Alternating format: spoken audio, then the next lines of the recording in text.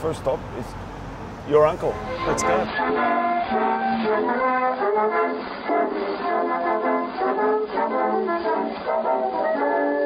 What is the latest song the folks are singing around the tree? Singing around the tree, everyone you meet. What is the latest melody that calls the young idea? Promise to keep it secret and I'll whisper in your ear. Mademoiselle from Armentières, hallelujah. Mademoiselle from Armentières, same to you. Sing it with all your heart and soul and see everyone right up the pole. Mademoiselle from Armentières.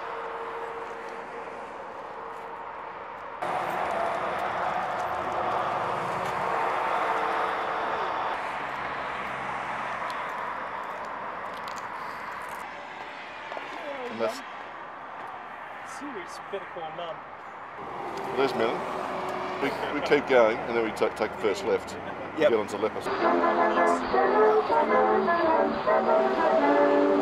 Standing on top from Glasgow town, he put on his kilts one day. Down with the blinding spray, merry and bright and gay. Out of the prom he strolled along, the wind was rather high. Who was the girl that turned her head but only shut one eye? Why, Mademoiselle from Armentières, hallelujah. Mademoiselle from Armentières, same to you. That way? Yeah. Sing it with all your heart and soul and see everyone right up the pole. Mademoiselle from Armentières.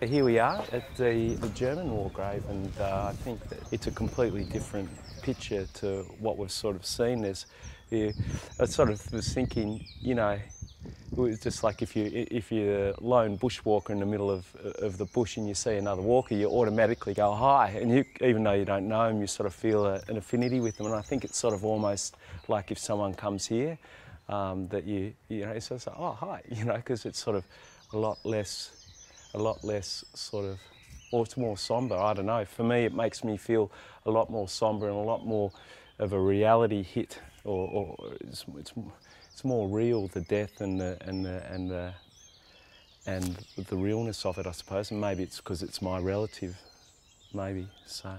But I think this is, I almost more think this is done in a better way. It's more reflective of the disaster that went on, maybe. Mm.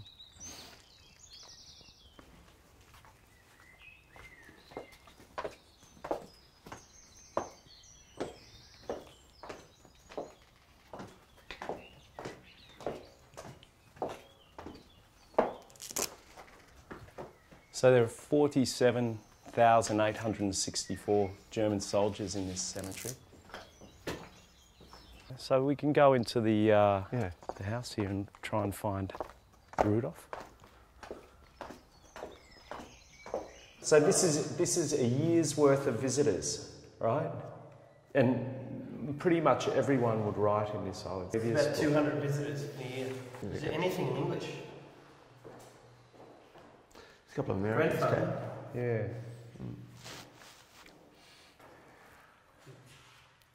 But there seems to be more Toronto, Canada, USA, Texas. More people coming. Again, before Is there September a- last year. Yeah, here. So my mates and I came to visit Uncle Rudolf. Mm. But look at this, see Russ, you know, here's your map. Yeah. And here's the nameless. You know, you go, and you go in. Niels is here. So this is the one, yeah. Galitza, Rudolf. Yeah. He's the only one to... So there's no detail other than the regiment. Yeah, I found this on the internet site on the German war graves. Right. And this is how I tracked down Rudolf. So, yeah. But isn't it? It's so well done. when you think of that many people, it doesn't look like that many, does it? Well, how many people under each stone? Well, I think see here. Go and count the names. So there must be like 20. What do they do? Do they just collect all their bodies after the Yeah. war and put them here? Well, I think they were moved Yeah, they moved. after. Yeah, they The Allies consolidated. did it. Well, Oh no, Germans did it. the Germans did it. But they came back. Yeah. Should we go and find Yeah. Rudolf? Let's go find Rudolf. It's a nice day, isn't it? It's just, I just think it's done so well. You know, I really. Grass just getting mowed. Yeah. There's a story behind these stones, and the caretaker told us about them. They come from a particular part of Germany. Oh, right. So, where is he again? It's 11:05, I think. What number? 11:05. So I'm pretty sure it's here, by the tree, maybe.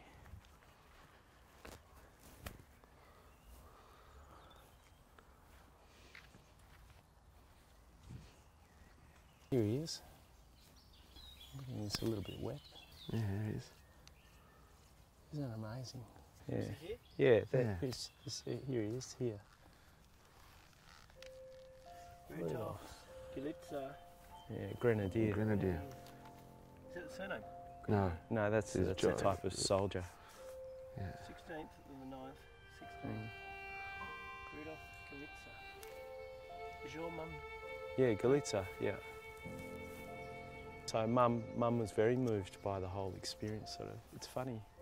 And it's the first relative she ever met, so it's, you know, quite surreal to come sort of marching here. You sort of get here and you go, well, okay, what now? G'day. And then sort of feel a bit funny to say something, and then, but at the same time, then you do. I feel a bit emotional, I do, and, but I don't know what about, you know. And then what do we do now? Sort of, okay, let's go. And wow, you know, that sort of raises a whole lot of questions. It's got nothing to do with war. It's about your family and about, you know. We go up in Australia knowing about all these places that we drive through, cycle through, you see Eep and the Men Engage, and they're all familiar from our childhood. Yeah. Well, there are no... This is not in the history books. There's not in the history books of German. So, I mean, I'm guessing most Germans of our age would have no idea that this place exists. Yeah. They probably have some vague idea that there might be a spot somewhere, but they wouldn't. Maybe people related to some of the people in here might. Maybe. But there's no one here. The Great War, they don't call it the Great War in Germany. It's no one here. a footnote. Look around, there's one bunch of flowers in the whole place. There's no sign that people visit this place. And there's 50,000. Yeah. 50,000. 50,000 people. 50,000 guys. It's a fascinating contrast. Do you find it too? Like it's sort of... I find it very sobering. Yeah. Because it calls into question for me, what are we remembering? And what are we here for? And I think that I'm really glad to be here because in terms of a moment of reflection, it's not just this space that gives you pause, but it's the contrast between how this is remembered and celebrated and portrayed and advertised, versus what we've been through earlier this morning, and that's a fascinating contradiction. Then you're not commemorating the dead. You're celebrating a victory. Yeah, that's right. And which is different. That's an awful thing then to draw the conclusion to say, rather than to really remember the tragedy. It's ironically really peaceful. It's really peaceful. Yeah.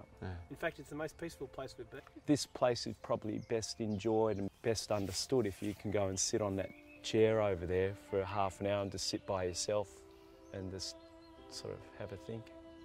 Because there's not a lot else to do, is there?